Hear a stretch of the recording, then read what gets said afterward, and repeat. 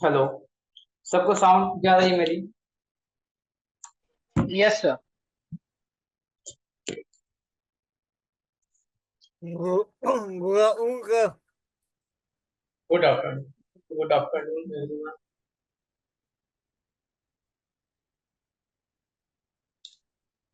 Good afternoon sir. Good afternoon. हम लोग का टीडीएस की आज क्लास है। टीडीएस में ऐसे आप लोगों का हो गया है, कुछ 5-6 क्लास हो गई है। मैंने आपको बताया कि एक दो क्लास अभी और चलेगी थ्योरी की, उसके बाद हम लोग प्रैक्टिकल रूम में देखेंगे। पोर्टल पे जाएंगे, देखेंगे कैसे क्या होता है। जी सर। ठीक है।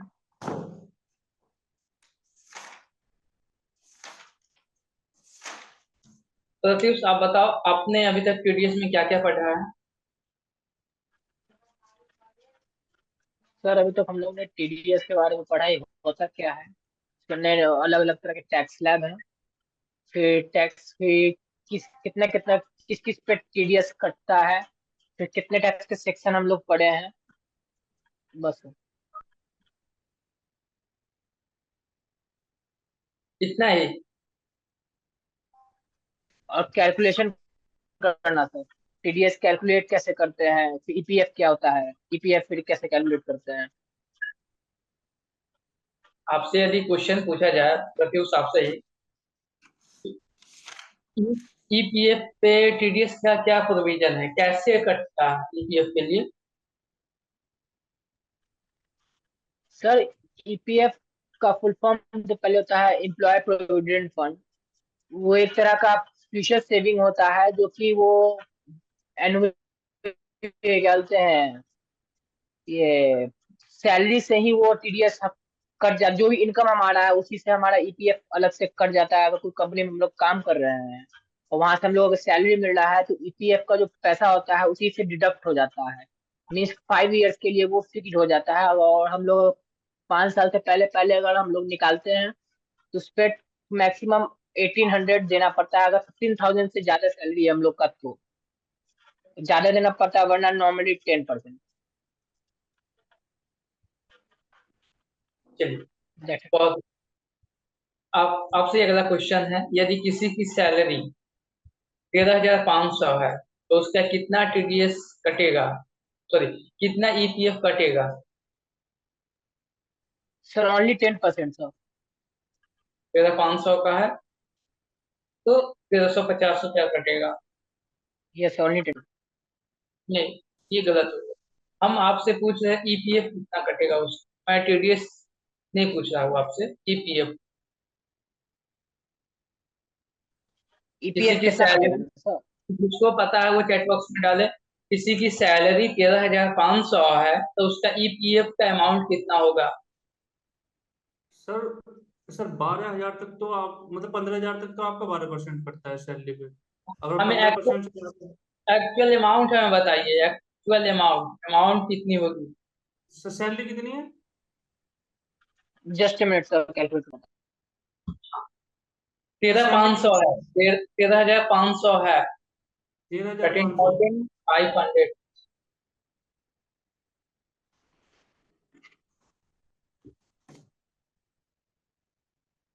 1,600। बहुत अच्छा।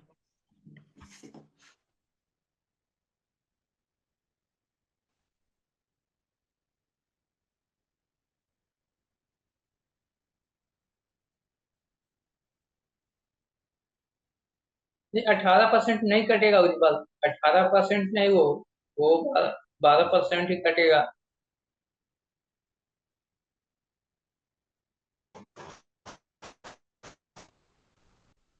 12% ही कटेगा।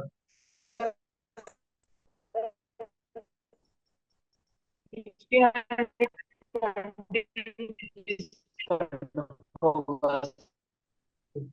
चलिए, ठीक, बहुत अच्छा।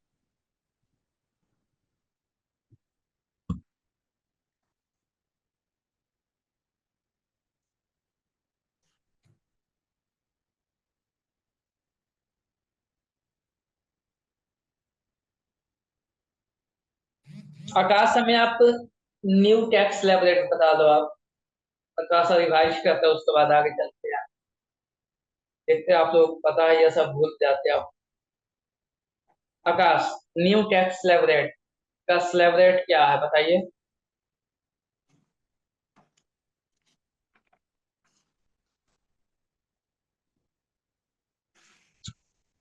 सुजाता, आपको पता है न्यू टैक्स स्लैब रेट? हम बता दो। 1 मिनट उज्ज्वल, पूछेंगे आप।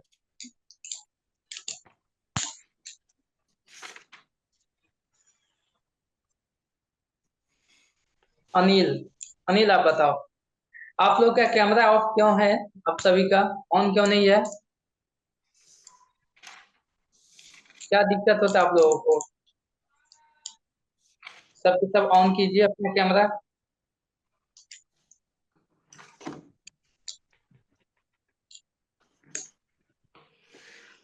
आकाश, अनिल, अभी भी आपका कैमरा ऑफ है।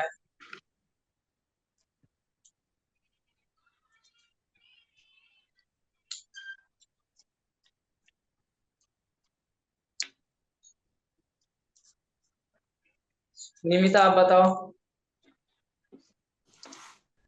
आपका भी कैमरा ऑफ है निमिता। सुजाता, शिवम, मोर।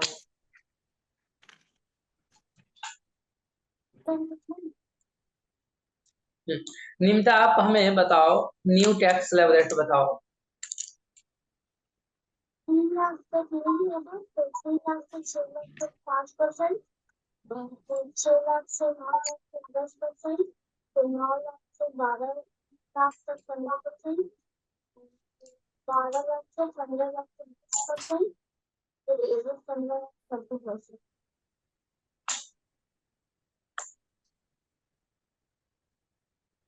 चलो, हम्म, आगे आप बताओ। आगे हाँ, सत्यम आप बताओ, डिविडेंड क्या है, उस पे क्या टीडीएस का रेट क्या अप्लीकेबल है डिविडेंड पे?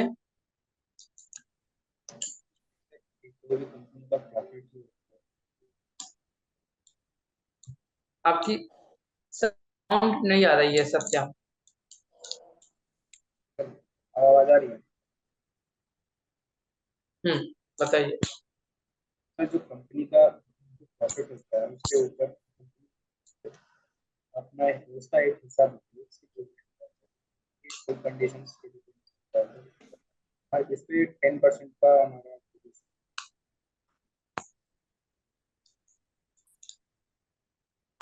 आपकी साउंड उतना नहीं आ पाया।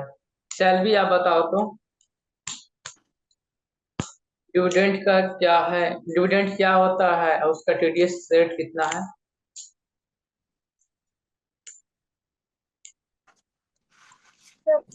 डिविडेंड कंपनी देती है शेयर होल्डर्स को ना।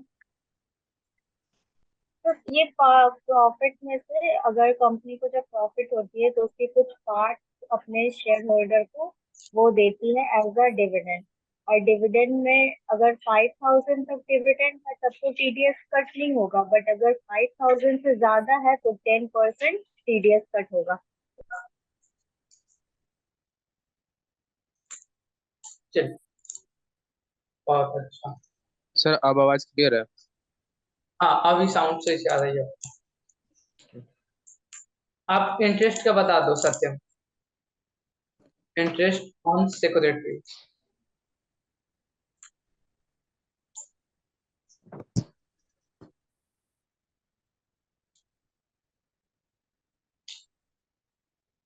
किसी को पता है आप में से, इंटरेस्ट ऑन सिक्योरिटी पे कितना टीडीएस कटता है और कितना उसका लिमिट है? कोई?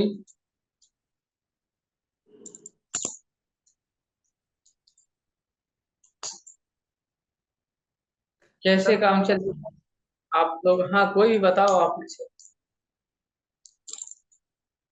सर जैसे जो है उस सर 10% कटता है। उसका कुछ वो सर इधर लिमिट जैसे है? साउंड का इशू हो रहा सर 20 लाख।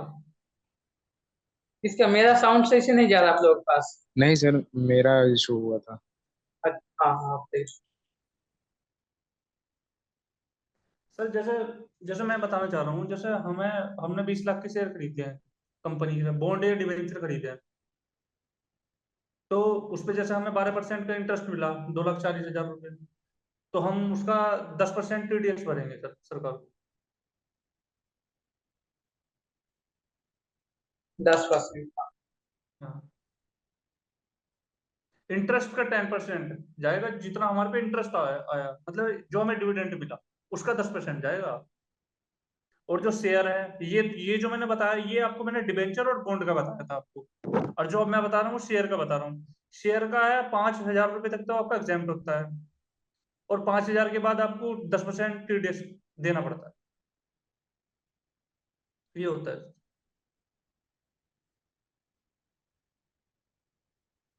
ईपीएफ का क्या कंडीशन है गुरमीत, आप बताओ सर ईपीएफ का। ईपीएफ का बताता 15,000 रुपये तक का, तो आप 15,000, अगर आपकी सैलरी 15,000 रुपये तक है तो आपको 12% देना पड़ेगा इंटरेस्ट, मतलब ये टीडीएस जो है। अगर आपकी मतलब कि अगर आपकी सैलरी 15,000 से ज्यादा है तो फिर आपको मतलब 1,800 मिनिमम देना है, मतलब 1,800 देना है आप। उसका रेट ऑफ इंटरेस्ट क्या, सॉरी, रेट ऑफ टीडीएस क्या है ईपीएफ के लिए? सर कब 12%। EPF नहीं ना, मैं आपसे ये क्वेश्चन पूछ रहा हूँ कि हम ईपीएफ से कितना मैक्सिमम अमाउंट निकाले कि हमारा कोई टीडीएस नहीं कटे? सर 50,000 50? 5 साल से पहले। 5 साल के बाद कोई टैक्स नहीं है सर सर। सर उसमें जितना निकालेंगे नहीं लगेगा। हाँ।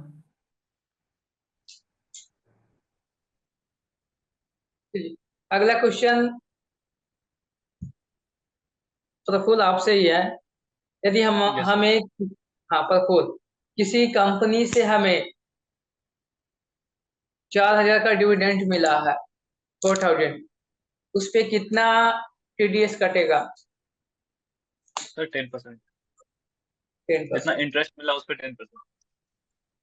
चलिए, तो अमाउंट कितनी हो जाएगी? 4,000 का 10%?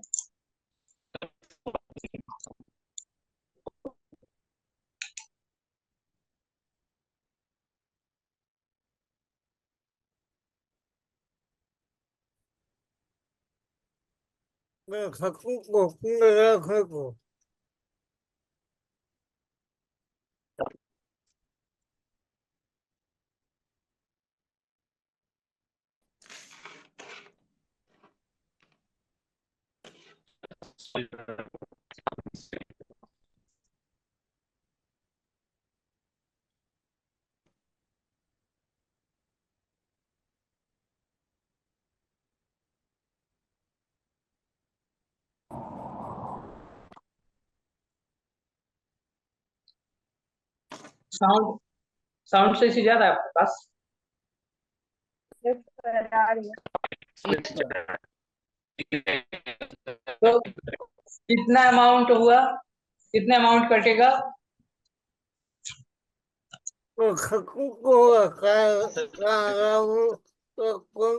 सर एक बार क्वेश्चन रिपीट कर दीजिए। मैंने क्वेश्चन ये बोला कि प्रफुल को 4,000 का डिविडेंड मिला है किसी कंपनी से, what is the TDS amount, कितना टीडीएस? सर टीडीएस कटेगा ही नहीं। जीरो। टीडीएस बिल्कुल, कम है। हाँ, लेस देन 5,000 सर।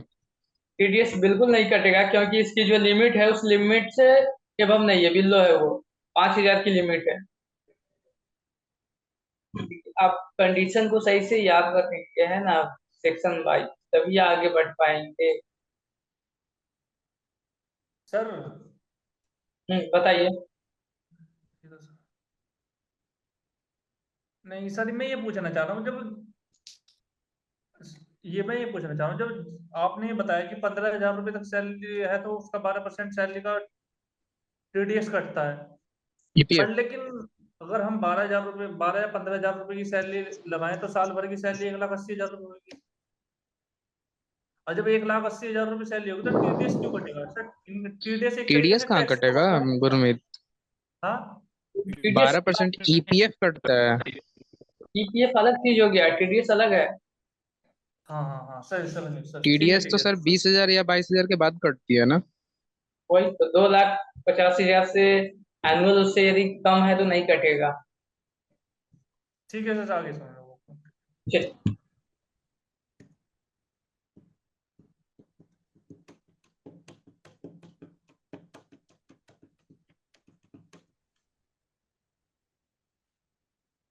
एक और सेक्शन था, बहुत ही अच्छा सेक्शन है, 194 बी, है ना, TDS on winning from lottery cross word बचत। इस सब में क्या है ना, इस सब का क्या टीडीएस का सेक्शन है, इसका बताओ, सर उज्जवल बताओ, उज्जवल को बताने दो आप।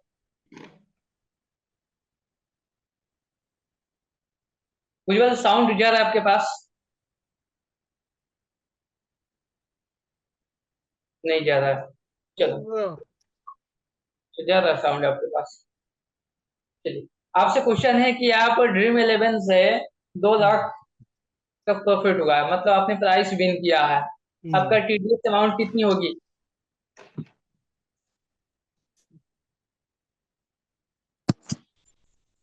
टीडीएस का अमाउंट कितना होगा?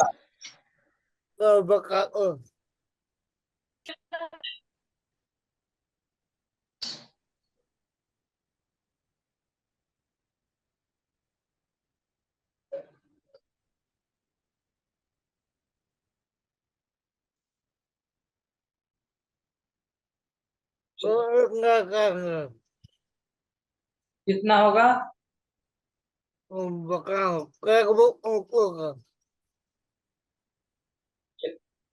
अगला अगला क्वेश्चन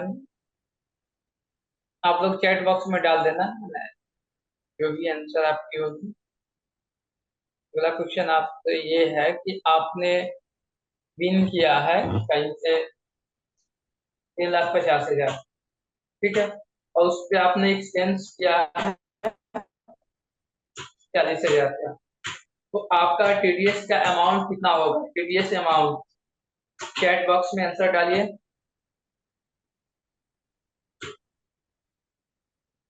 ये आपने लॉटरी या क्रॉस वर्ड से आपने विन किया है इसको।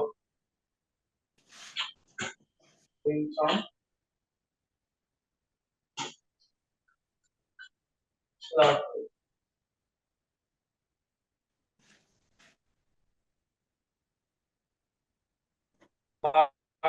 is the TDS amount? Sir 10,500।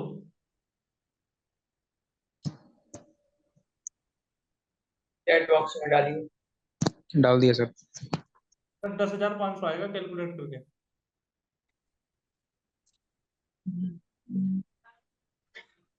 10,500 किसने बोला?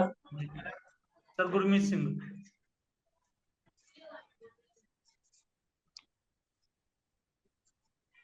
1 0 कम कर दिया गुरमीत। ये जीरो जीरो का वैल्यू ये तो क्या? हाँ हाँ सर वो जीरो मैंने का मैंने सर 3500 उसका निकाल लिया। 1 0 कम हो गया।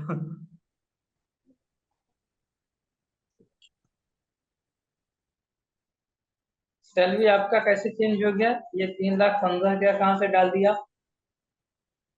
मैं आपसे क्वेश्चन पूछा टीडीएस का अमाउंट कितना होगा? सर वो उसमें वो वाला खर्चा इंक्लूड नहीं करते जो आपने उसमें बताया ना अलग से कमाने उसको करने के लिए। और वो डायरेक्ट उसका 30% निकालते हैं क्योंकि उस पर डायरेक्ट 30% बिटकॉइन हुआ, बिटकॉइन हो गए, ड्रीम इलेवन, जितने सट्टा की स्पेकुलेशन की चीज है ना सबको 30%।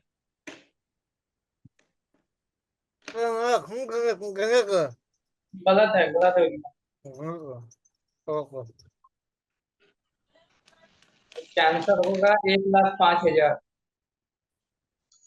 देखिए, हमने आपको ये बताया कि आपका एक्सपेंस कुछ भी हो, है ना, एक्सपेंस इसमें माइनस नहीं होता, तो इसका आप सीधा 30% ऑफ निकाल देंगे।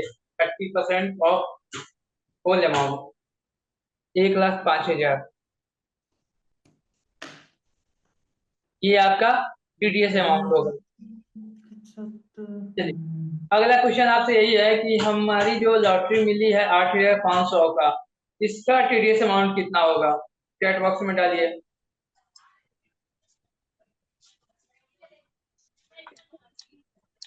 रेट 30% होता है, सबको पता है।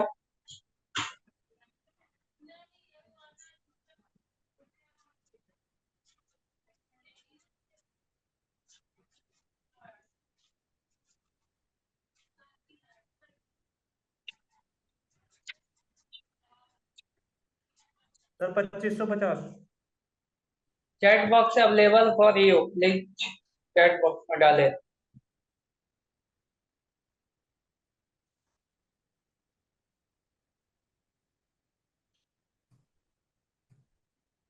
चलिए, हाँ, इसका 2250 है, 2550 है।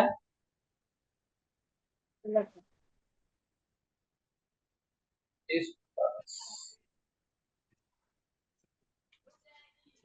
बाकी लोग चैट बॉक्स में डालिए। इतना बताओ कितना होगा, अमाउंट कितना होगा? इतना सरोज,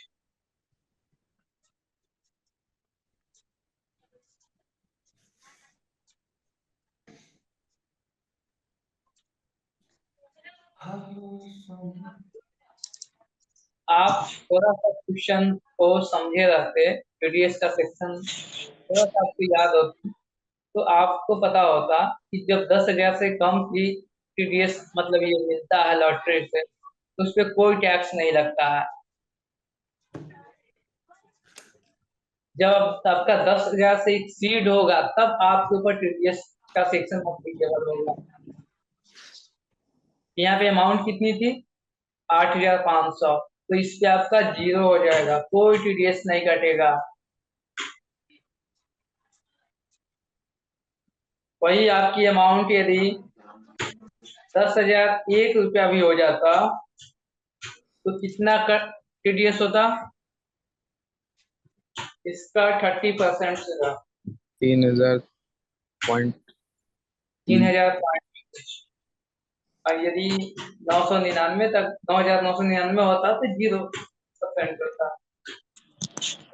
ये आपका लिमिट, बट आप लोग तो लिमिट को सही से याद रखेंगे नहीं, कंफ्यूज होना ही है।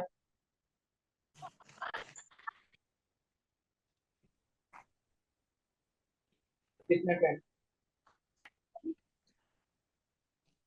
एक मिनट, एक मिनट।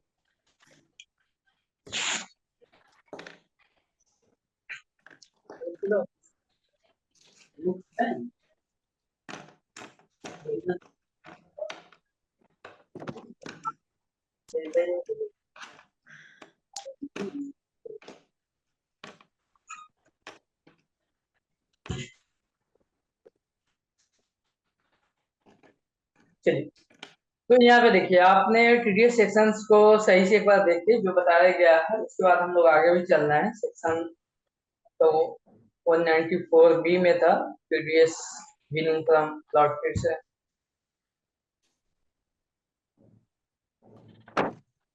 वैसे सेम है ऐसे हॉर्स रेसेस है ना, इस पे भी वही सेक्शन अप्लीकेबल होगा।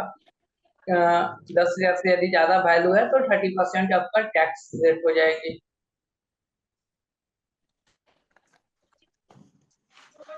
ये ना आपका ये सेक्शन है, ये आपके लिए बहुत ही ज्यादा इम्पोर्टेंट है, ये आपका रियल लाइफ में भी काम आता है। ये जनरली उस सेक्शन उस इंडस्ट्री के लिए ज्यादा अप्लीकेबल है जो कंस्ट्रक्शन वाली कंपनी होती है, उसके लिए टीडीएस वाली section, TDS on payment to contractor, ये सबसे ज्यादा इम्पोर्टेंट। इसका सेक्शन 194C है। आप में से कोई बताओ, कॉन्ट्रैक्टर या कॉन्ट्रैक्टिव होता क्या है? किससे हम बोलेंगे कॉन्ट्रैक्टर? सर जिसको काम दिया जाएगा उसको कॉन्ट्रैक्टर बोलेंगे और जो काम देगा उसको कॉन्ट्रैक्टी बोलेंगे। तो पेमेंट कौन करेगा, किसको कौन पेमेंट करेगा? सर कॉन्ट्रैक्टी पेमेंट करेगा कॉन्ट्रैक्टर को। टीडीएस कौन काटेगा, किसके ऊपर लाइबल होगा? कॉन्ट्रैक्टी के ऊपर सर। बहुत अच्छा। तो ये जो सेक्शन आपका है 194C जो है, ये कॉन्ट्रैक्टी पे अप्लीकेबल होता है। कॉन्ट्रैक्टी वो पर्सन होता है जो कॉन्ट्रैक्टर को टैक्स मतलब अमाउंट पेड करता है, और कॉन्ट्रैक्टर वो होता है जो आपके वर्क है ना, कंस्ट्रक्शन वर्क को वो कंप्लीट करता है। जैसे आपको बिल्डिंग बनवाना है, ठीक है, तो आपने क्या किया, अनमोल को दे दिया कि आप हमें बिल्डिंग बना के दे दो। अनमोल ने आपसे कॉन्ट्रैक्ट लिया है, ये अग्रीमेंट होता है, उसको कॉन्ट्रैक्ट बोला जाता है। जो कॉन्ट्रैक्ट लेता है, जो बिल्डिंग बनाएगा वो कॉन्ट्रैक्टर हो गया, और जिसका बिल्डिंग बनेगा, जो अमाउंट पेड करेगा वो कॉन्ट्रैक्टरी हो गया। तो टीडीएस में क्या होती है कि जो पर्सन किसी को पेड करता है, यदि उस सेक्शन में लाइबल है तो वो टीडीएस के अमाउंट कट करेगा।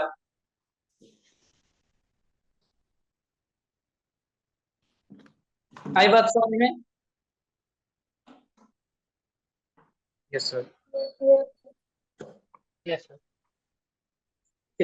तो कॉन्ट्रैक्टरी कौन कौन हो सकता है, इसका कौन कौन से अप्लीकेबल हो सकते हैं? तो सबसे पहले में आप यहाँ पे देखिए, सेंट्रल गवर्नमेंट, स्टेट गवर्नमेंट हो सकता है। इसका कॉन्ट्रैक्ट यदि आप लेंगे कुछ काम करेंगे तो ये कॉन्ट्रैक्टरी हो गए। तो बहुत से जैसे कंपनी है, कोऑपरेटिव सोसाइटी है, एनी अथॉरिटी, ये सब के सब क्या हो सकते हैं, कॉन्ट्रैक्टरी हो गया। सबको कोई ना कोई काम करवाना होगा कॉन्ट्रैक्टर से।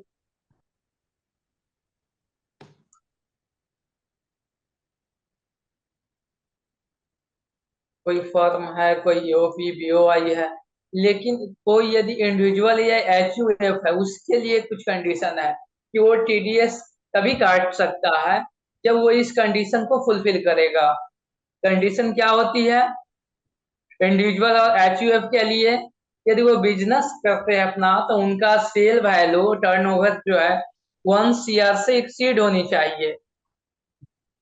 यदि वो प्रोफेशन करते हैं तो उनकी जो सेल वैल्यू है वो 50 लाख से एक्सीड होनी चाहिए। जैसे एग्जांपल लीजिए, प्रत्युष ने सत्यम को कॉन्ट्रैक्ट बेसिस दिया काम।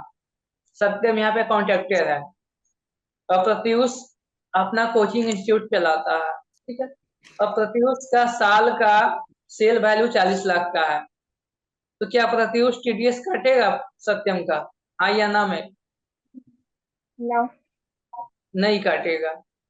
क्योंकि क्योंकि प्रोफेशन में 50 लाख से नीचे। 50 लाख का लिमिट है। हम्म, सही बात समझ में? यदि वही, हाँ, यदि प्रत्युष बिजनेस अपना चलाता, कोई मेडिसिन का शॉप होता या कोई क्लॉथ का शॉप होता, तो उसका सेल वैल्यू कितनी होनी चाहिए? 1 CR। उससे कम होता तो वो टीडीएस नहीं कट करता। तो कॉन्ट्रैक्टर के केस में, कॉन्ट्रैक्टी और कॉन्ट्रैक्टर के केस में क्या होता है कि कोई भी इंडिविजुअल या एचयूएफ किसी कॉन्ट्रैक्टर का टीडीएस तब काटेगा जब वो अपने लिमिट से बियॉन्ड होगा। लिमिट क्या है? यदि वो बिजनेस करेगा तो 1 CR का लिमिट होनी चाहिए सेल का। यदि वो सर्विस सेल कर रहा है, प्रोफेशनल वे में है, तो उसका 50 लाख का सेल वैल्यू उसकी 50 लाख से ज्यादा होनी चाहिए, तब वो टीडीएस काटने के लिए अप्लीकेबल है। टीडीएस कट करेगा, नहीं तो नहीं कट पाएगा, नहीं कट हो पाएगी।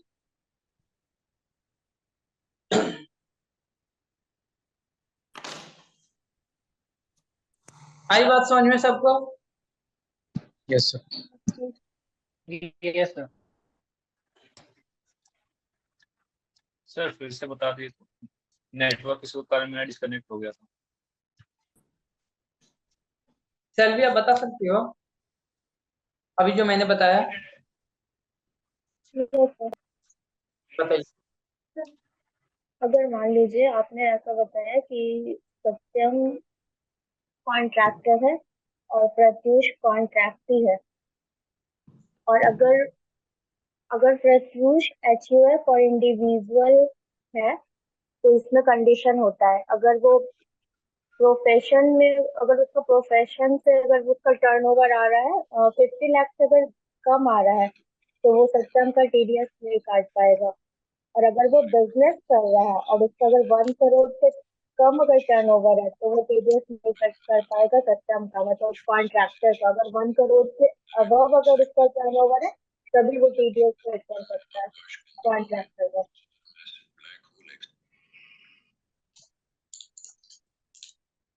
आई बात समझ में या फिर से समझा दिया जाए? इनका इशू था।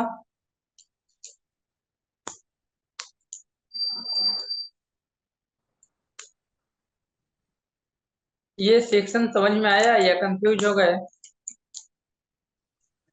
आया सर। यस सर, समझ नो सर, समझ में आ गया। चलो,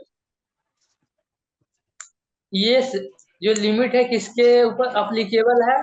तो जो इंडिविजुअल और एचयूएफ होगा उसके ऊपर ही अप्लीकेबल है। कोई कंपनी फॉर्म होगा उसके ऊपर ही अप्लीकेबल नहीं है। कोई कंपनी का सेल 50 लाख के नहीं होके 10 लाख का भी होगा तभी वो टीडीएस कट करेगा। चलिए, अब टीडीएस कब कट नहीं हो सकता है? टीडीएस के लिए तब यदि आप किसी इंडिविजुअल को सिंगल बिल के लिए कंसिडरेशन अमाउंट 30,000 से ज्यादा नहीं दे पा रहे हैं, नहीं है 30,000 से ज्यादा वैल्यू, तो उसका टीडीएस नहीं कट होगा। जैसे आपने काम सत्यम को दिया है जी कॉन्ट्रैक्ट बेसिस पे, और उसको जो आप अमाउंट दे रहे हैं वो जो अमाउंट जो काम है वो 30,000 से कम का है, तो उसमें कोई टीडीएस आप नहीं कट करेंगे सिंगल यदि कॉन्ट्रैक्ट है तो। दूसरा कंडीशन है यदि पूरे साल भर में है ना, 1 फाइनेंशियल ईयर में यदि 1 लाख से कम का कॉन्ट्रैक्ट अमाउंट है तो उस केस में भी टीडीएस अप्लीकेबल नहीं होगा, टीडीएस कट नहीं होगा। जैसे कुछ अमाउंट का हमने सत्यम से 20,000 का एक बार में कराया, फिर 2 महीने बाद हम उससे 20,000 25,000 का कराया, ठीक है। तो इस केस टोटल मिला करके यदि 1 लाख तक वैल्यू है तो कोई टीडीएस अमाउंट नहीं कटेगा। दूसरा एग्जांपल मैंने ये बताया कि एक सिंगल कॉन्ट्रैक्ट में यदि 30,000 से ज्यादा का वैल्यू है तो वो टीडीएस कटेगा, यदि 30,000 से कम की वैल्यू है तो टीडीएस नहीं कट होगा। ये दोनों लिमिट समझ में आया आप लोगों को? टीडीएस कब अप्लीकेबल नहीं होगा कॉन्ट्रैक्टर,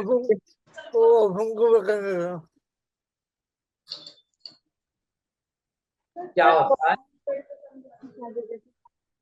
मैं बता देता हूँ, फिर से बता देता। जैसे आपने किसी को भी कॉन्ट्रैक्ट बेसिस पे काम दिए है, ठीक है, और उस कॉन्ट्रैक्ट की वैल्यू, उसकी जो अमाउंट है, आप 30,000 से कम का पेड कर रहे हैं आप, तो आप टीडीएस नहीं काटेंगे। टीडीएस का सेक्शन उस पर अप्लीकेबल नहीं है। कितना अमाउंट है? 30,000 सिंगल कॉन्ट्रैक्ट के लिए। दूसरा कंडीशन ये है कि आप पूरे साल में किसी पर्सन का कॉन्ट्रैक्ट आप दिए है और उसकी अमाउंट 1 लाख से कम है, 1 लाख से ज्यादा नहीं है, तो उस केस में भी आप टीडीएस कट नहीं करेंगे।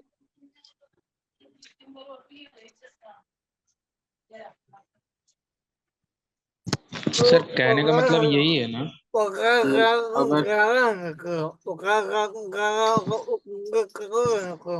अगर पचास तक होगा तो कटेगा, 30,000 का अमाउंट है, 30,000 को लिमिट सर से कट होगा। हाँ सर अगर हाँ, और भी किसी को कंफ्यूजन इसमें? Yes sir. सर अगर ये जो 1 लाख का आती है वो ईयरली बेसिस पे है, तो अगर मान लीजिए कि फर्स्ट फर्स्ट मंथ में अगर 30,000 का कोई अगर देता है, कोई कॉन्ट्रैक्ट होता है, फिर उसके बाद नेक्स्ट 3-4 महीना के बाद फिर से वो 30,000 का करता है, यानी कि साल भर में तीन तीन कॉन्ट्रैक्ट होता है, 31,000 30,000 करके होता है, मैंने कि 30,000 का लिमिट वो क्रॉस कर रहा है, तो क्या वो टीडीएस कटेगा बट 1 लाख का नहीं कट रहा है तो? जैसे वो 30,000 से क्रॉस कर गया, जैसे आप समझ लीजिए 2 बिल आपका 25-25,000 का है, एक बिल 50,000 का है, या एक बिल 40,000 का आप मान लीजिए, 25 25 50 40 90, ठीक है। तो जो 40,000 वाला बिल होगा उस पे टीडीएस कट होगा, और जो 25 वाला होगा उस पे टीडीएस नहीं कट होगा। पर अगर पूरा 1 लाख से क्रॉस हो गया तो पूरे 1 लाख पे कटेगा? हाँ, जैसे हाँ यदि 1 लाख से जैसे क्रॉस कर गया, जैसे 25,000 वाला 6-7 बिल है तो उस पे फिर यस कटेगा, 1 लाख से जैसे एक्टेड करेगा। मतलब सिंगल बिल का जो है, सिंगल कॉन्ट्रैक्ट का 30,000 से ज्यादा वैल्यू नहीं होनी चाहिए, नहीं तो टीडीएस कटेगा। और एग्रीगेट अमाउंट साल में 1 लाख से ज्यादा नहीं होनी चाहिए। समझे या अभी भी कंफ्यूजन? समझ गया सर। No sir. चलिए, हाँ बताइए।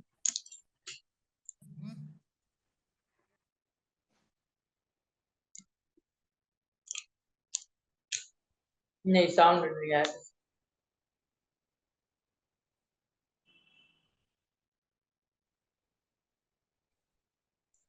चलिए, सेकेंड कंडीशन ये है कि टीडीएस कब कट नहीं होगा। अमाउंट यदि आपका 1 लाख का बियॉन्ड भी होगा तो कौन सी कंडीशन है इसमें टीडीएस अमाउंट कट नहीं होगा। तो जो जिसे आप कॉन्ट्रैक्ट बेसिस पे,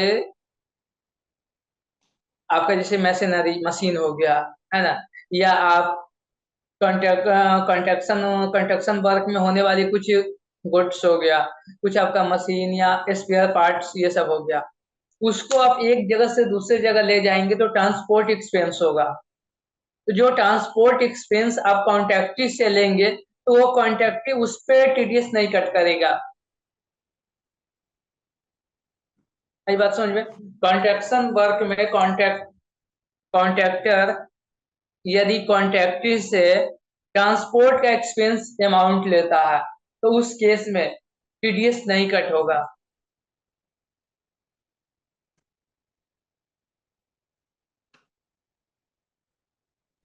कोई भी अदर एक्सपेंस हो सर। हाँ, ये ट्रांसपोर्ट वाली एक्सपेंस होगा तो उस पर टीडीएस कट नहीं होगा। टीडीएस का रेट कितना है? तो इंडिविजुअल और एचयूएफ होगा तो उसका 1% टीडीएस कटेगा, अदर है तो उसका 2% टीडीएस कटेगा। जैसे कॉन्ट्रैक्टर है 5 लाख का अमाउंट है, कॉन्ट्रैक्ट अमाउंट है, तो मान लीजिए सत्यम है तो सत्यम का कितना टीडीएस कट हो जाएगा? 1%। 5 लाख का 1%, क्योंकि सत्यम इंडिविजुअल है 5,000, लेकिन सत्यम प्राइवेट लिमिटेड कोई रहता है या सत्यम पार्टनरशिप होता तो उसका टीडीएस अमाउंट कितना कटता? 2% ऑफ टोटल अमाउंट। 2%। हाँ, तो यहाँ पे 10,000 अमाउंट हो जाती है यदि 5 लाख उसको मिलता तो।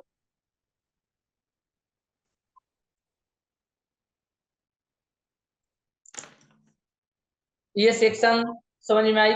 कॉन्ट्रैक्शन, ये कॉन्ट्रैक्शन वाले है ना, कॉन्ट्रैक्टी के लिए या कॉन्ट्रैक्टर के लिए क्या अप्लीकेबल है, कब कटेगा, कब नहीं कटेगा, कटेगा तो कितना परसेंट यस। कटेगा। चलो, आप में से कोई हमें ये रिवाइज करो ये सेक्शन जो मैंने अभी बताया, उसके बाद आगे सर चलते हैं। आप में से कोई भी बता सकते हैं अभी जो मैंने सेक्शन बताया?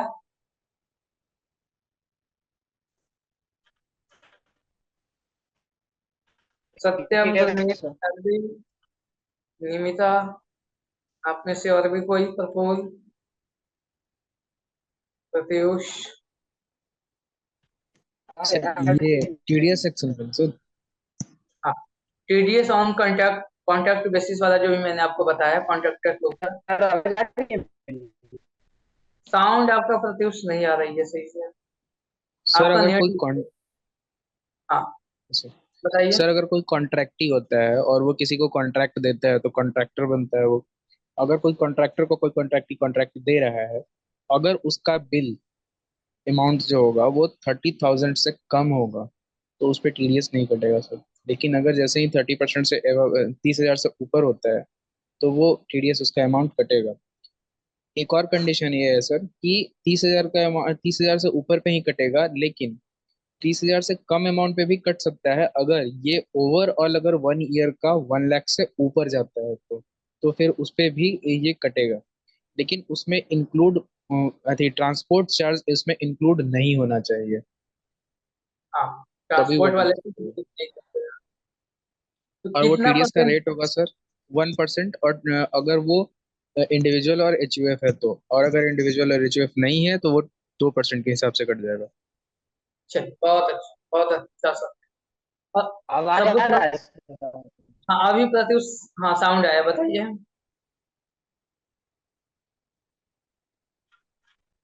कंटिन्यू करें सर? अभी साउंड आ रही है, बताइए बताइए आप। जो सत्यम अभी बताया है सेम बताइए आप। पेमेंट टू कॉन्ट्रैक्टर का टीडीएस का सेक्शन क्या बोलता है? HUF और इंडिविजुअल के केस में, प्रोफेशन के केस में अगर हम लोग आते हैं तो 50 लाख से एभव जाता है तो टीडीएस कटता, अंडर में रहेगा तो फिर टीडीएस डिडक्ट नहीं होगा। और बिजनेस के केस में अगर हम लोग आते हैं तो 1 CR के अंडर में टीडीएस डिडक्ट नहीं होगा, एभव जाएंगे तो टीडीएस डिडक्ट हो जाएगा सर।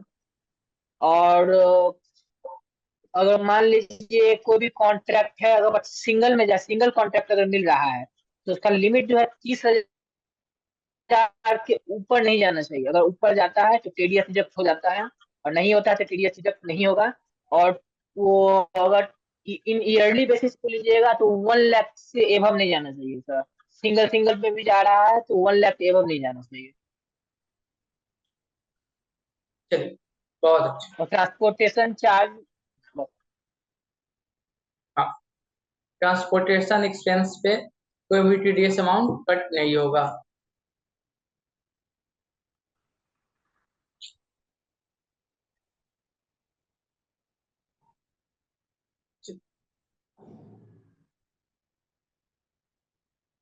आगे है TDS on insurance commission. Insurance word पता है क्या होता है? आप इसको ही बताओ।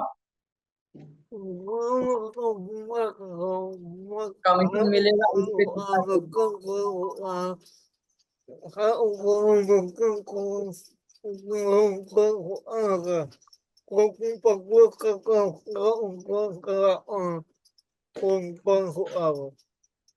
चलिए लगभग सही है। सैलरी आप बताओ, इंश्योरेंस क्या होता है?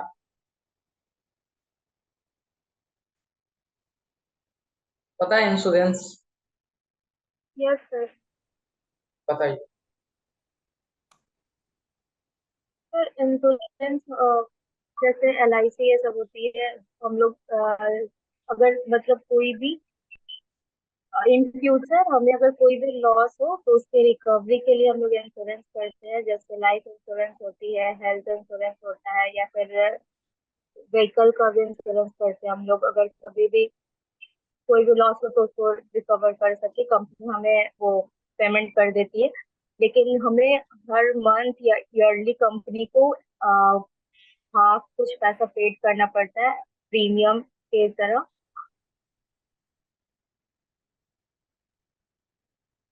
तो यही होता है ना। इंश्योरेंस या दो टाइप का हो गया। यहाँ पे हम लाइफ इंश्योरेंस का अलग से पढ़ेंगे अभी। अब ये जनरल इंश्योरेंस है। तो आप लोग शायद यदि कंपनी लॉ में पढ़े होंगे तो वहाँ पे मैंने बताया था इंश्योरेंस बहुत अच्छा तरह से बताया, डिटेल व्यू में।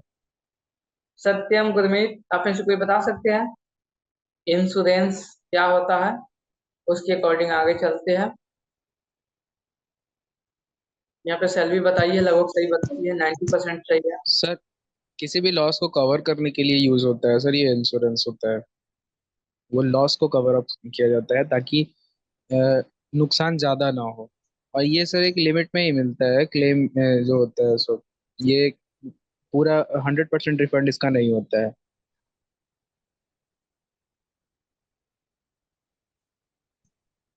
चलिए ठीक। हाँ, नियमित आप बताओ हमें। यहाँ पे दो टाइप का इंश्योरेंस हुआ है, एक आपका लाइफ इंश्योरेंस, एक आपका जनरल इंश्योरेंस। जनरल इंश्योरेंस में क्या क्या आएगा?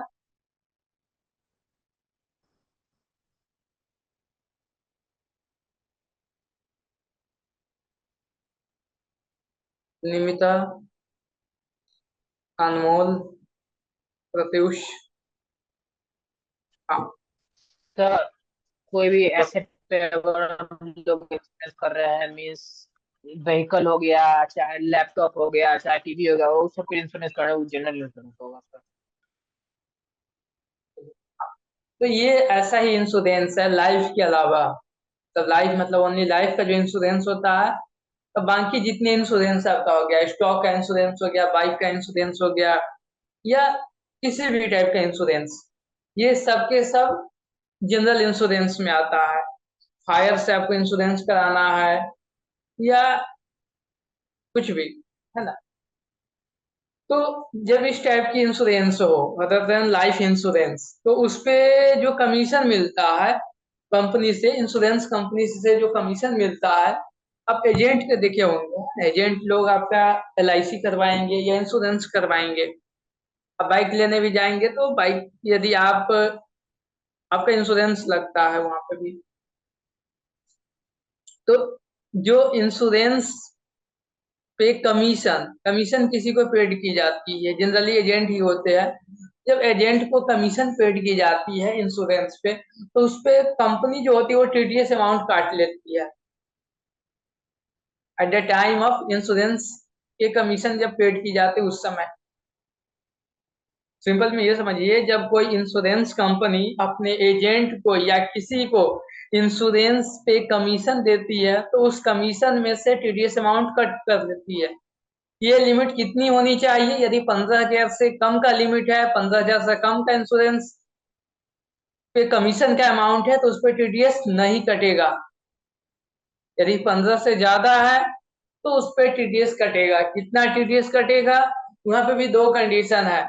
यदि डोमेस्टिक कंपनी आपका TDS काटता है, मतलब डोमेस्टिक कंपनी आपको कमीशन देता है, तो 10% काटेगा।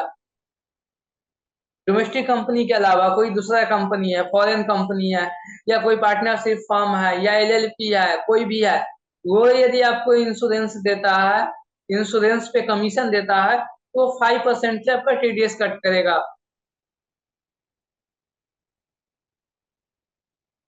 जैसे एग्जांपल में मान लीजिए सैलरी को कमीशन मिला है 50,000 का कोई डोमेस्टिक कंपनी से, तो कितना TDS कट होनी चाहिए?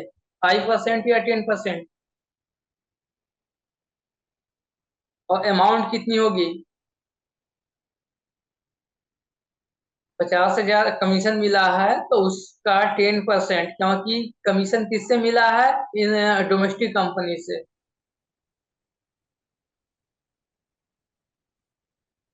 टेन परसेंट, हाँ, अमाउंट आपका हो जाएगा 50,000 का 10%, 5,000।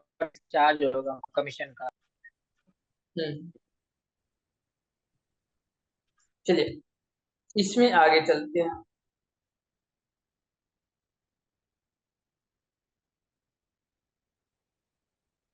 यदि लाइफ इंश्योरेंस की बात हो गई, वो तो आपका जनरल इंश्योरेंस है। लाइफ इंश्योरेंस में क्या, कितना कमीशन का अमाउंट कितना रखा गया है? 1 लाख। इसमें कितना था? 15,000। और यहाँ पे कितना है? 1 लाख का है। 1 लाख से जैसे बियॉन्ड होगा तब आपका कमीशन पे TDS कटेगा। कितना परसेंट? 5% ऑफ टोटल इनकम जो आपको कमीशन से मिला है।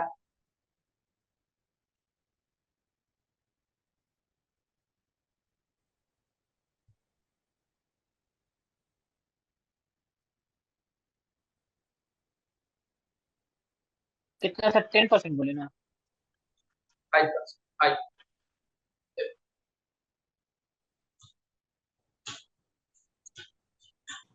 इंश्योरेंस आपका यह है, एक आपका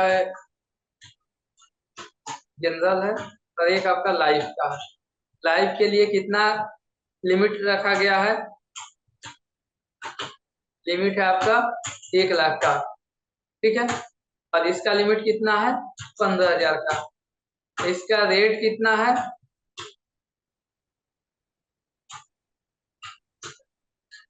रेट में यह दो चीज है। यदि आपका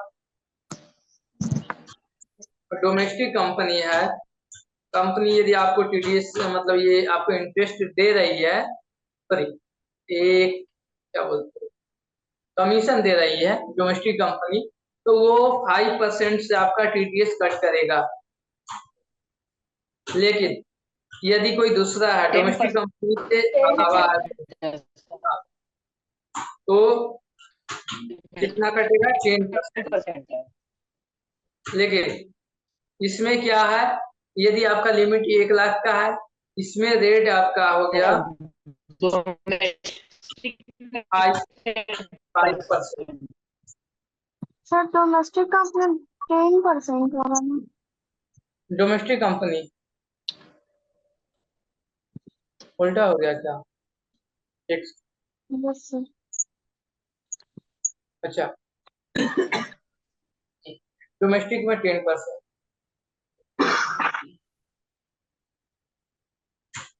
10% है, और इसमें ये 5%। अब LIC में कितना है, इसमें आपका 5%। चलो, आपको एक क्वेश्चन हम यहाँ पे दे रहे हैं। क्वेश्चन ये है कि कोई ए नाम का पर्सन है, उसको किसी कंपनी से, मतलब डोमेस्टिक कंपनी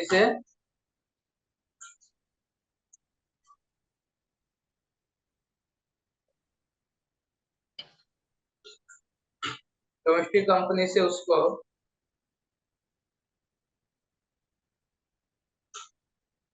अदर इंश्योरेंस मिला है 50,000 का, और लाइफ इंश्योरेंस मिला है 95,000 का। कितना TDS कट होगा? TDS अमाउंट बताइए, एग्रीगेट अमाउंट कितना होगा?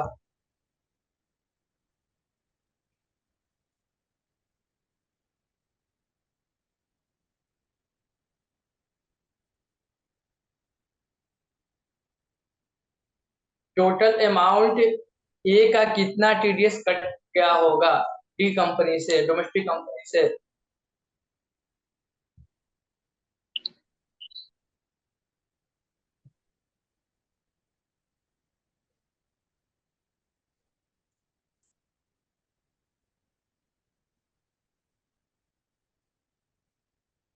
पाँच 4750 लाइफ का, 5,000। बाकी लोग कैलकुलेशन कीजिए। सत्यम का 5750 एग्रीगेट अमाउंट।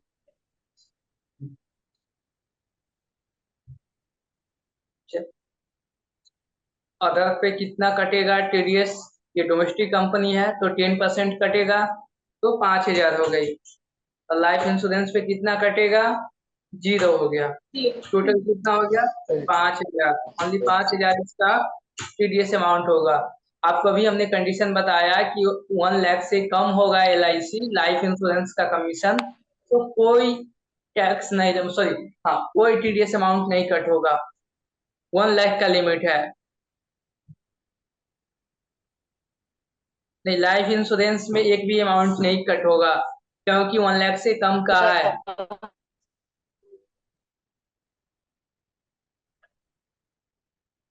देखिए, सिंपल में आप ये समझिए, यदि लाइफ इंश्योरेंस से कोई कमीशन मिलता है एजेंट को, लाइफ इंश्योरेंस वाले कंपनी से, तो यदि साल में 1 लाख से कम मिलता है तो उसका कोई भी TDS अमाउंट नहीं कट होगा। यदि 1 लाख से ज्यादा मिलता है तो 5% कट होगा। 2 लाख मिल गया तो 2 लाख का 5% कितना हो गया? 4,000। सही बात समझे? हाँ, सर, बताइए। मेरी आवाज आ रही है? हाँ, अभी साउंड आ रही, बताइए। सर, एक्सेल शीट एक मिनट ओपन कीजिएगा सर।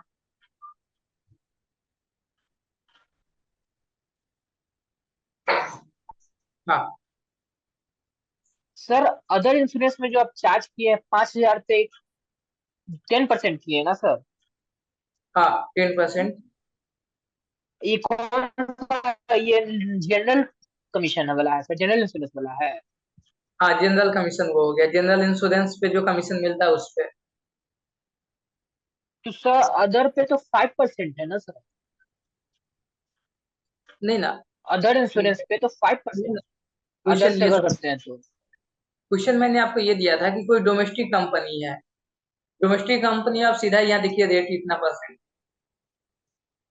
ये जो है डोमेस्टिक कंपनी TDS 10% का काटेगा, और यहाँ पे डोमेस्टिक कंपनी के अलावा कोई दूसरा कंपनी होगा, जैसे पब्लिक है, प्राइवेट है, निधि कंपनी है, 1 पर्सन कंपनी है, वो लोग 5% काटेगा जनरल इंश्योरेंस पे।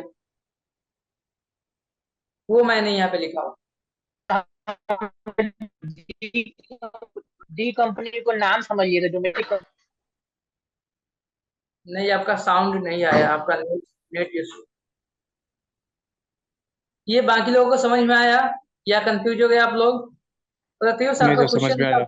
क्वेश्चन आप चैट बॉक्स में डाल दीजिए। आपका साउंड का काफी ज्यादा इशू है। हमको चलिए बहुत अच्छी बात। डोमेस्टिक कंपनी 5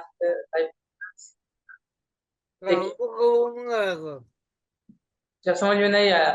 सत्यम, सत्यम आप हमें समझाओ तो एक बार, अभी जो मैंने बताया अभी। सर अगर कोई भी अदर्स इंश्योरेंस होता है उसमें 10% के हिसाब से कटता है सर। और अगर लाइफ इंश्योरेंस कितना भी हो, 1 लाख का लिमिट है उस पर। 1 लाख से अगर कम कितना भी होगा उस पर कोई भी हमारा नहीं कटेगा टीडीएस। और अगर उससे ज्यादा का होगा, 1 लाख से ज्यादा का अगर इंटरेस्ट आता है तो उसमें हमारा 5% के हिसाब से कट जाएगा। यहाँ पे उज्ज्वल आप समझ गए होंगे, यदि नहीं समझे तो एक बार फिर से समझ लीजिए। इंश्योरेंस आप देखे होंगे, सुने होंगे, दो टाइप्स का होता है। लाइफ इंश्योरेंस अलग हो गया, बाकी जितने इंश्योरेंस है वो सबको जनरल इंश्योरेंस बोला गया है। लाइफ मतलब जो लाइफ के लिए है। तो लाइफ इंश्योरेंस में ये कंडीशन है कि किसी एजेंट को कमीशन मिलता है लाइफ इंश्योरेंस जब वो करवाता है। यदि उसका कमीशन पूरे साल में, 1 साल में 1 लाख से ज्यादा हो गया तो 5% उसका टीडीएस कट हो जाएगा। लाइफ इंश्योरेंस में ये है कि यदि 1 लाख से ज्यादा कमीशन मिल गया 1 साल में तो 5% टीडीएस कट हो जाएगा। किसी को 90,000 मिला तो उसका कोई टीडीएस नहीं कटेगा, लेकिन किसी का 1,10,000 मिला तो उसका 5% उसका टीडीएस अमाउंट कट जाएगा। ये समझ में आया फर्स्ट वाले लाइफ इंश्योरेंस वाला? ये इसमें भी confusion? No sir. No sir, समझ में आ गया। उसके बाद जनरल इंश्योरेंस में क्या है कि यदि आपको 15,000 से ज्यादा मिलता है, 15,000 लिमिट है इसकी, 15,000 से यदि ज्यादा मिलता है आपको कमीशन तो उस पर आपका टीडीएस कट होगा। टीडीएस कब टीडीएस कट होगा? कब कट होगा? जब आपको 15,000 से ज्यादा मिल रही है कमीशन। लेकिन यहाँ पे दो चीज आपको ध्यान में रखना है कि कमीशन आपको डोमेस्टिक कंपनी से मिल रही है या किसी दूसरे कंपनी से मिल रही है। यदि डोमेस्टिक कंपनी से आपको मिलेगी तो 10% आपका टीडीएस कट जाएगा, या डोमेस्टिक कंपनी के अलावा किसी से आपको मिलेगा तो उस पर 5% आपका टीडीएस कट जाएगा। जैसे आपको मान लीजिए 40,000 मिला है जनरल इंश्योरेंस से कमीशन, ठीक है। यदि वो डोमेस्टिक कंपनी से आपको इंश्योरेंस मिलता तो आपका टीडीएस 4,000 कट जाता। यदि डोमेस्टिक कंपनी के अलावा किसी दूसरे कंपनी से आपको मिलता तो आपका 2,000 टीडीएस अमाउंट कट जाता at the rate of 5% of total commission amount paid to you. Any confusion? Okay.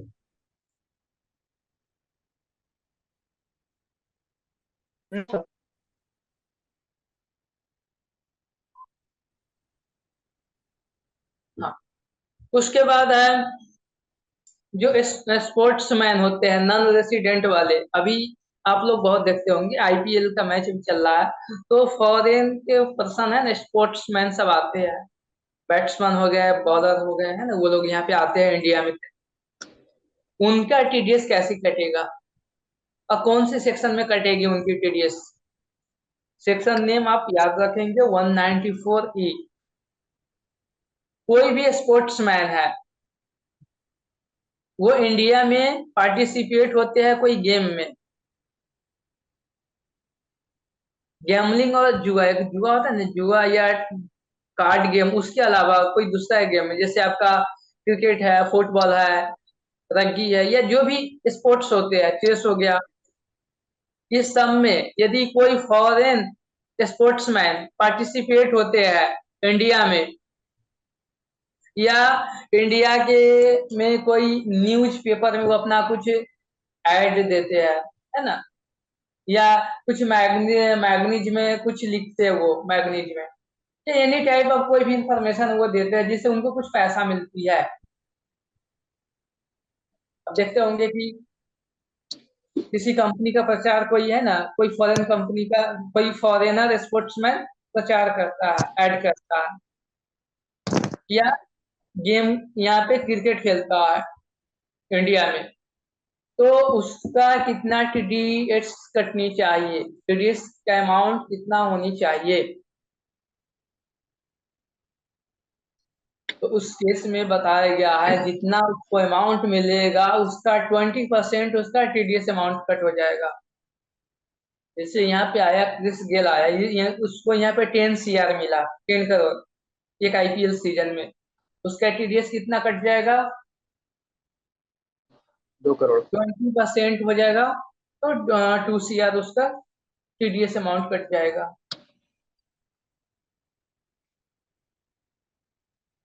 आई बात समझ में। कोई फॉरेन स्पोर्ट्समैन है, वो गेम खेलता है या न्यूज़पेपर में कोई ऐड देता है, उससे जो उसको इनकम मिलता है, उस इनकम पे इंडियन गवर्नमेंट 20% टीडीएस कट करता है उसका। स्पोर्ट्समैन नॉन रेसिडेंट होना चाहिए, इंडिया का नहीं होना चाहिए।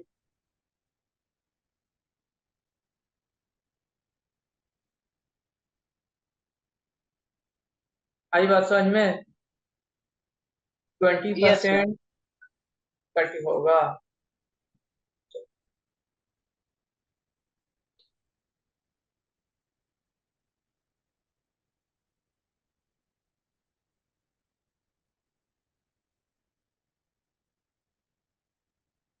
यदि 2500 से कम का अमाउंट है तो कोई टीडीएस उसका नहीं कटेगा। काफी देख रहे, काफी कम लिमिट रखा गया, 2500 का कोई अमाउंट किसी को मिलता है ना, कम, 2500 से ज्यादा ही मिलेगा, तो उस केस में टीडीएस कट होगा। तो ये नेशनल वाला है, इसमें लिमिट नहीं है। हाँ, यदि नॉन रेसिडेंट स्पोर्ट्समैन को कोई पैसा मिलता है कहीं से, तो उसका 20% उसका कट हो जाएगा। बात समझ में आ रही है या कोई कंफ्यूजन।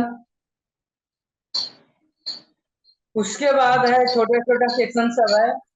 आप म्यूट कीजिए अपने आप को, इनका माइक म्यूट हो जाता है, म्यूट म्यूट योरसेल्फ।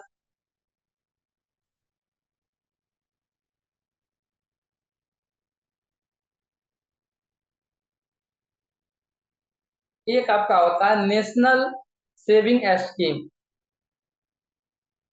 इसमें क्या होता है, नेशनल सेविंग स्कीम में क्या होता है, इसमें आपको पैसा डिपॉजिट करनी होती है। आपका 1 साल 2 साल या 3 साल जो भी आपकी टाइम पीरियड होती है, उसके अकॉर्डिंग उसमें पैसा आप डालते हैं, वहां से आपको इंटरेस्ट मिलता है। तो जब आप नेशनल सेविंग स्कीम में कुछ पैसा डिपॉजिट करते हैं, तो उस केस में क्या टीडीएस कट होनी चाहिए। यदि वो 2500 से कम का अमाउंट है पूरे साल का, तो उसमें आपका कोई टीडीएस नहीं कटेगा। मतलब आपने नेशनल सेविंग स्कीम में पूरे साल में 2500 से कम अमाउंट आप डाले हैं, तो कोई टीडीएस नहीं कटेगा। लेकिन जैसे उससे आप ज्यादा डाले हैं, तो 10% के हिसाब से आपको टीडीएस कटेगा।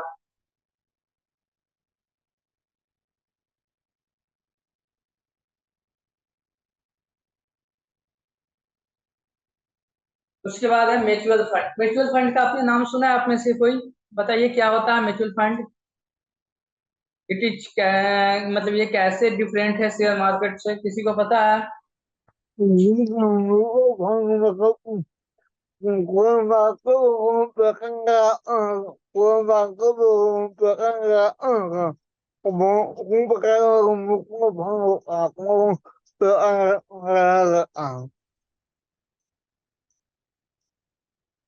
चलिए, लगभग सही है। और भी आप में से कोई बता सकते हैं म्यूचुअल फंड क्या होता है। सर जैसे हमने किसी कंपनी को पैसा दिया, तो हम जैसे हम लोगों से, बहुत सारे लोगों से पैसा इकट्ठा करके, जैसे जिस कंपनी में हमने दिया वो क्या काम करती है, बहुत सारी अलग अलग फील्ड में पैसे लगाएगी, तो उससे क्या होता है, रिस्क कम हो जाता है उसका। ये होता है सर म्यूचुअल फंड मेरे अकॉर्डिंग तो। और भी किसी को आइडिया। तो सर एक फंड मैनेजर होता है, और वो ना अलग अलग इन्वेस्टर से, मतलब वो फंड कलेक्ट करता है, और फिर वो बहुत ज्यादा सर्च करता है, मतलब कौन से ऐसे सिक्योरिटीज वो इन्वेस्ट किया जाए जहाँ पे ज्यादा से ज्यादा प्रॉफिट हो। अलग अलग सिक्योरिटीज में वो पैसा इन्वेस्ट करता है। कि बास्केट ऑफ सिक्योरिटीज में मतलब इन्वेस्ट करता है बता सकता है? चलिए, बहुत अच्छा, बहुत अच्छा। चलिए, तो और भी किसी को पता? यहाँ पे सेल्वी ने सही बताई है, लगभग सही बताई है, 98% सही है। और भी किसी को पता है म्यूचुअल फंड क्या होता है, ये शेयर मार्केट से कैसे डिफरेंट होता है? चलिए, मैं बता देता हूँ। आपके पास यदि पैसा है, आप मार्केट में इन्वेस्टमेंट करना चाहते हैं, तो आपके पास दो ऑप्शन है। एक आप डायरेक्ट वे में पैसा लगा सकते हैं, एक आप इनडायरेक्ट वे में पैसा लगा सकते हैं। डायरेक्ट वे में क्या है कि आपको हाई प्रॉफिट हो सकती है या हाई लॉस हो सकती है अकॉर्डिंग टू मार्केट, जिसको हम लोग शेयर मार्केट बोलते हैं। शेयर मार्केट में आप खुद से पैसा लगाएंगे अपने रिस्क पे, अपने नॉलेज के हिसाब से, या तो आपको हाई प्रॉफिट होगा या हाई लॉस होगा। लेकिन वही पैसा आप शेयर मार्केट में बाय थर्ड पार्टी से लगाते हैं। थर्ड पार्टी मतलब एक एसेट मैनेजमेंट कंपनी होती है, जिसका एक मैनेजर होता है, हाईली क्वालिफाइड होते हैं वो लोग म्यूचुअल फंड चलाते हैं। तो म्यूचुअल फंड में क्या होता है कि छोटे छोटे पर्सन या बड़े लोग भी उसमें पैसा डालते हैं। म्यूचुअल फंड एक फंड टाइप की होती है। अब म्यूचुअल फंड में पैसा डालने पे वो पैसा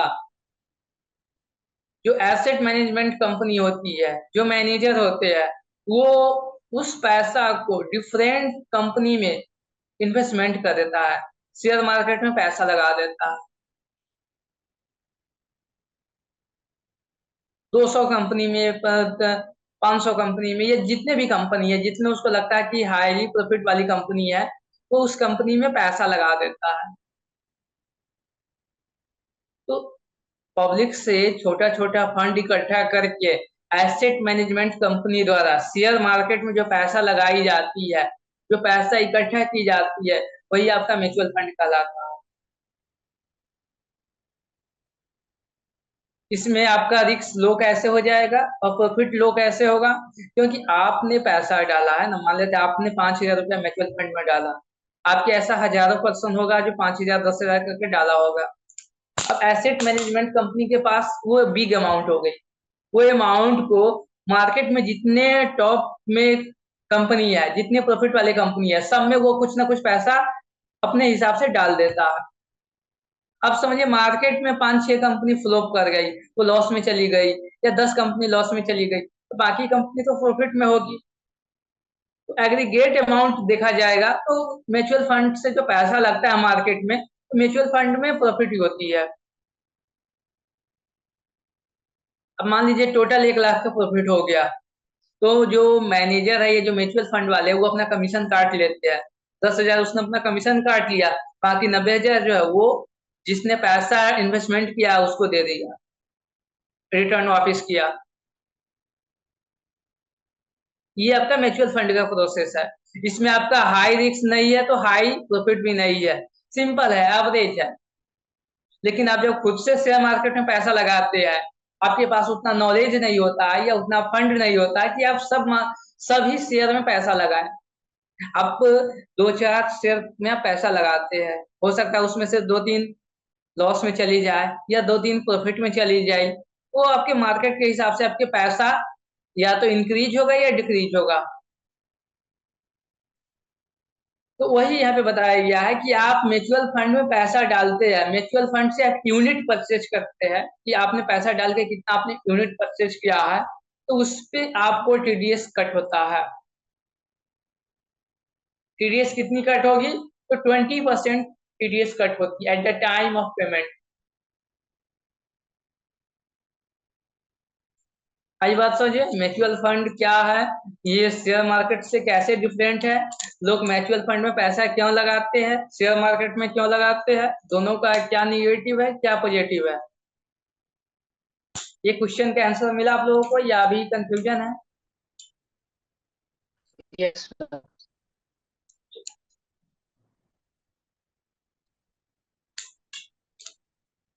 ठीक है, उसके बाद और भी आपका सेक्शन है TDS on commission, sale of lottery ticket.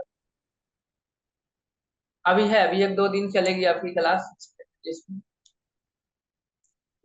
तो आप में से कोई हमें अभी रिवाइज कीजिए, अभी आज के सेक्शन में आज के दिन हमने क्या क्या सेक्शन पढ़ा है या क्या क्या टॉपिक कवर हुई है, आप में से कोई भी बता दे।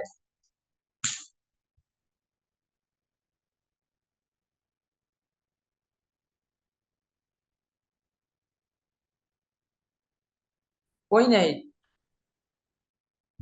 निमिता, शैलवी, सत्यम। सर आज आपने पढ़ाया TDS on payment to contractor, जो सेक्शन 194 सी है। और sir TDS on insurance commission, and आपने पढ़ाया TDS on life insurance and TDS on payment to non resident sportsman, और sir payment in respect of deposit under national saving scheme. चलिए बहुत अच्छा। हाँ प्रत्युष कुछ बोलना चाहते हैं? सर आवाज आ रही है मेरी? हाँ साउंड भी आ रही, बताइए। ये आप क्वेश्चन पूछे तो उसी का आंसर देना चाहेंगे। हाँ बताइए। सर आज हम लोग पढ़े टीडीएस ऑन कॉन्ट्रैक्ट का, जो कॉन्ट्रैक्टर होता है उसको जो टीडीएस कटता है उसके बारे में आज हम लोग पढ़े। उसमें पढ़े हम लोग की प्रोफेशन दो टाइप्स में हो जाता है, प्रोफेशन और बिजनेस में। और हम लोग प्रोफेशन में जाते हैं तो उसका लिमिट 50 लाख अगर एक्सीड करेगा तो टीडीएस चार्ज हो जाता है इस पे, और अंडर में आता है तो टीडीएस चार्ज नहीं होगा। वही अगर हम लोग बिजनेस में आते हैं तो 1 CR एक्सीड करता है तो टीडीएस डिडक्ट होता है। और सिंगल बिल में अगर हम लोग जाते हैं, मीन्स अगर सिंगल कॉन्ट्रैक्ट किसी को दे रहे हैं जो मिनिमम अमाउंट अगर 30,000 है तो उस पर टीडीएस डिडक्ट नहीं होगा, और वो 30,000 से एक्सीड कर जाता है तो टीडीएस पे डिडक्ट हो जाता है सर। और ईयरली बेसिस पे जाते हैं तो 1 लाख से ज्यादा एक्सीड नहीं करना चाहिए, अगर उससे ज्यादा एक्सीड कर जाता है तो टीडीएस चार्ज हो जाता है उस पे। बट उस पे ये है कि ट्रांसपोर्टेशन चार्ज इंक्लूड नहीं होना चाहिए। पहला तो ये आज हम लोग जाने। दूसरा हम लोग समझे सर ये इंश्योरेंस वाला पर, जनरल इंश्योरेंस और लाइफ इंश्योरेंस होता है। और जनरल इंश्योरेंस में सर दो टाइप में आता है, डोमेस्टिक एंड अदर। डोमेस्टिक में अगर हम लोग जाते हैं 10% काटता है डोमेस्टिक में, और अदर पे जाते हैं तो 5%, बट 15,000 से एक्सीड नहीं करना चाहिए सर उसमें। और सर फिर हम लोग आज स्पोर्ट्समैन टीडीएस और स्पोर्ट्समैन पढ़े सर। इस पे कितना टीडीएस कटता है सर? 20% कटता है टोटल अमाउंट पे। कोई भी नॉन रेसिडेंट है स्पोर्ट्समैन को 20% उस पे डिडक्ट हो जाता है टीडीएस। चलिए बहुत अच्छा, बहुत अच्छा। तो आप लोग इसको रिवाइज करेंगे सही से। आज के लिए इतना ही, फिर हम लोग मिलते हैं अगले दिन।